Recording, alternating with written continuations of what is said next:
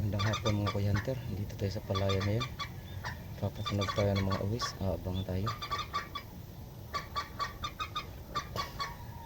Tapos taxi tayo sa trabaho. Doon may lumabas na isang uwis. Yan mga Kuya Hunter. Nakatama tayo ng isang pakubo.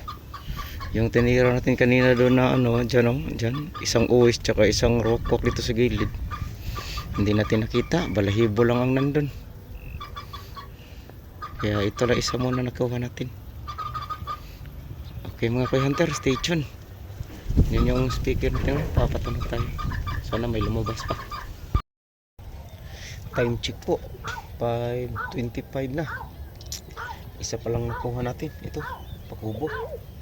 Yung dalawang natira natin, isang uwis tsaka isang rokwak.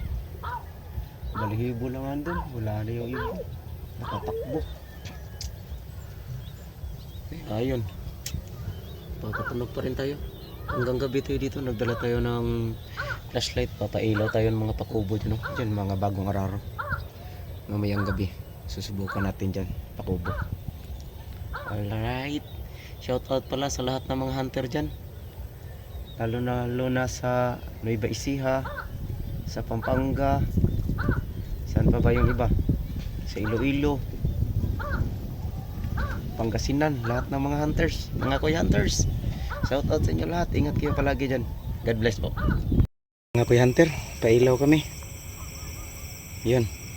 Daming pakubo. Daming pakubo mga Kuya Hunter. Yan. Isa, dalawa, tatlo, apat, lima, anim, pitong pakubo tsaka dalawang uwis. Yun dito si Kuya Miloy. Yan mga Kuya Hunter, so ito medyo madilim.